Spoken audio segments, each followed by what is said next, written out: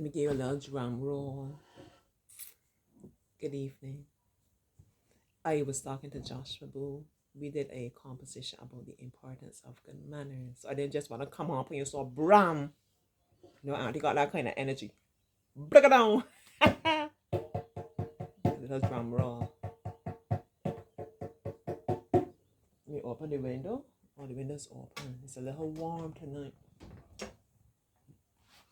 It's time for another edition of Storytime with Auntie Jessica. From what is fast becoming one of my favorite books. This is a little bit book. By the time I'm actually gonna look, I purchased this book because it's a book, good lessons for the children and for the adults, inspiring stories for amazing girls. And today's story is called The New Challenge. Ready? Brrr.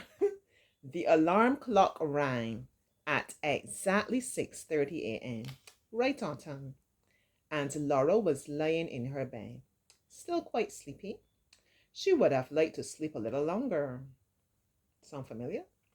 She could hear the rain outside, pounding on the window panes. It was cloudy and rainy all weekend. This morning the clouds hung low, and a stormy wind blew through the treetops and bushes. Actually, Laura didn't mind the rain. She went on a daily walk with her dog, Buddy, no matter what the weather was like, while her four-legged friend focused on sniffing the path. She enjoyed watching the raindrops dance in the puddles. Since it was Monday and school was restarting after the break, she couldn't dilly-dally any longer. Laura quickly dressed and ran to the kitchen. Mom was already setting the table, and Laura was in charge of the cereal. She rushed to say, "Good morning," and gave her mom a kiss on the cheek. Then she immediately started chopping fruit, which she added into the oatmeal. "Well, Laura, do you feel confident about your new commute to school?" asked Mom, smiling slightly. "After all, starting today, like many other students, you will be taking the train to school by yourself," continued Mom. Laura was 9 years old and in the third grade.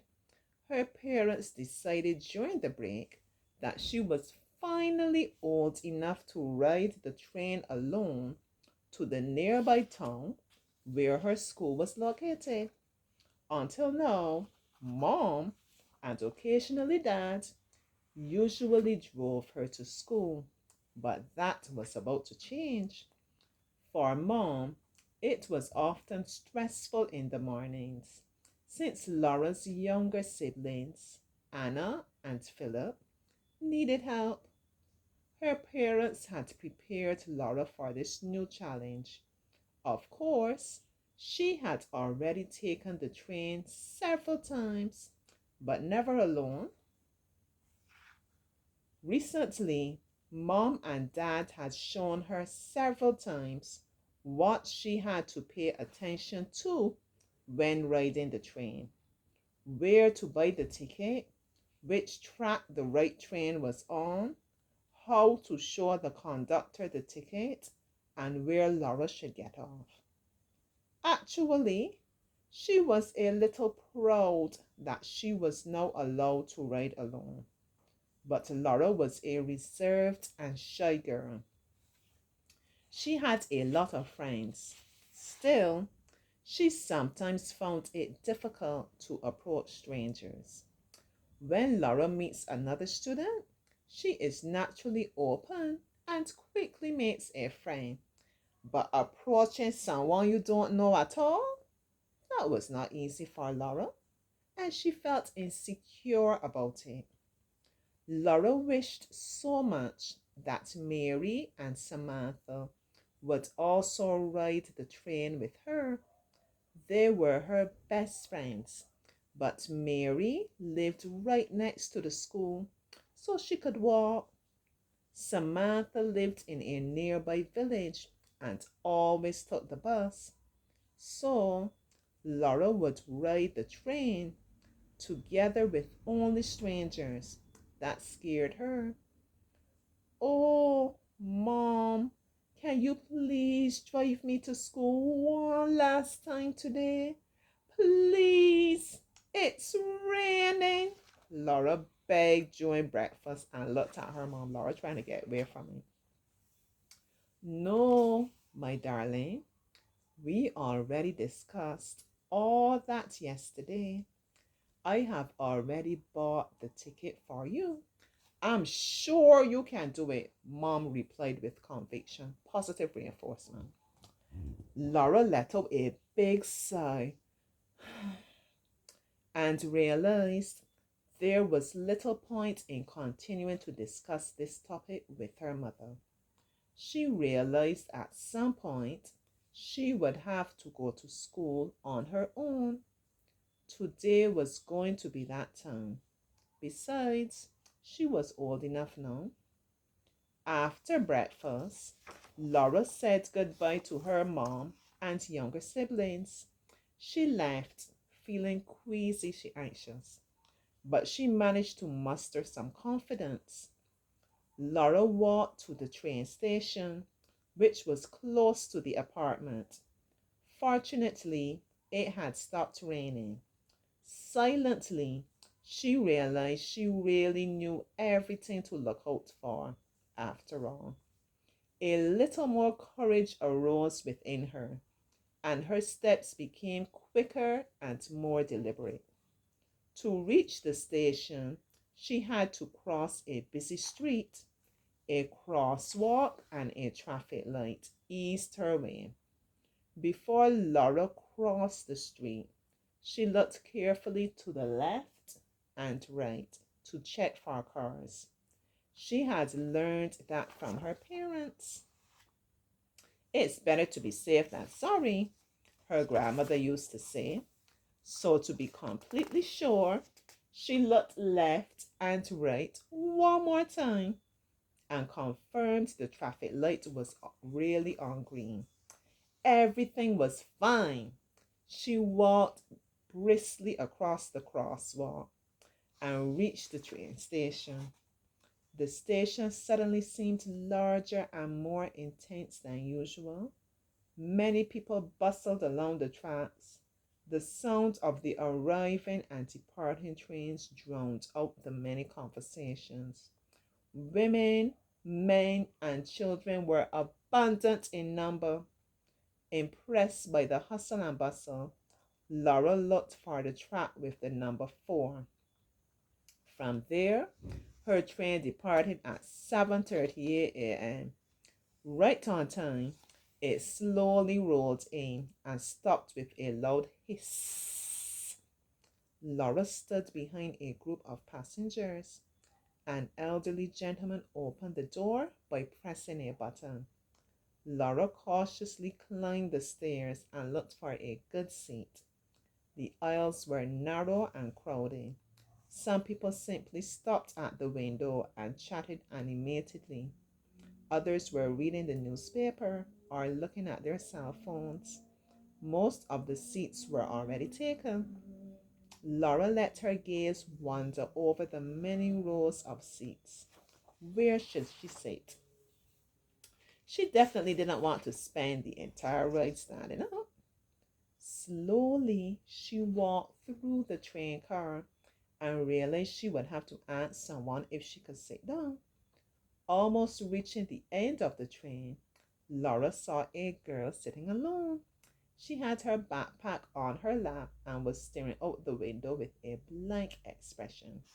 Laura hesitated, but decided to ask the girl if she could sit there. Maybe she went to the same elementary school and was even happy to meet Laura. It cost nothing to ask nicely. Laura had once heard her grandma say, Grandma, that she has a lot of wisdom, you know. Good morning. Is the seat next to you still free? Asked Laura with a slight smile on her lips. Hello? Yes, the seat is still free. You're welcome to sit next to me, the girl replied, visibly pleased. Laura took her backpack off her shoulders and sat down quickly because more people were pushing through the aisles behind her. Then she turned to the girl and said, My name is Laura, by the way. And I'm Antonia, the girl replied. The two smiled briefly at each other and began talking about all sorts of things. They hit it off right away and realized they had so many things in common. They went to the same school, only Antonia was already in the fourth grade. They also both enjoyed painting pictures and dancing. The two girls talked to each other so eagerly that they almost forgot they had to get off the train. Together, they completed the last leg of the journey to school. Laura was overjoyed and convinced she had made a new friend. They even agreed to sit next to each other on the train again tomorrow. For Laura, this day was a wonderful experience. The first thing she realized was she could make her way to school completely on her own. So many concerns and fears had tormented her before. She had managed to adapt to a new and difficult environment. More importantly, she overcame her fear of approaching someone and making new friends. She learned that in life you should be open to new challenges. Wow. Laura overcame her shyness, and that made her very proud. What a special and unique day. Oh, wow. Auntie is proud of you too, Laura. Hmm? Perhaps you would also like to share something that you did. Like to embrace a new experience. You tried something new. You stepped beyond your comfort zone. Yeah. You overcame your own shyness, your nervousness, your anxiety. Maybe you had somebody believing in you. That was so great. Mommy was loving but firm. And she affirmed Laura. She was like, No, you could do this. I believe in you. You are capable. Yeah, that's important too, to have the balance. We want to love our children, comfort them, support them, but at the same time, we don't want to hold them back. We want to, allow them to fly, allow them to be confident in themselves. Yeah, I really enjoy that story. I'm enjoying all the stories in this book. Lots of lessons, a lot of life lessons in them. I'm really inspired. Yeah. So let me know, as I said, if that resonates with you, a similar experience you had where you wouldn't overcome your nerves, your anxiety, your fear. Fear is something else, yeah. hmm And I'm going to let you know too. All right. And we're going to keep flying together, growing together, challenging ourselves, stepping beyond our comfort zone, as I said, meeting new people, trying new things. I'm excited. What about you? All right. Hopefully, I'll come back and carry on back these books on Monday. But hopefully during the weekend I'll come back and read one more story for you from in that book. All right.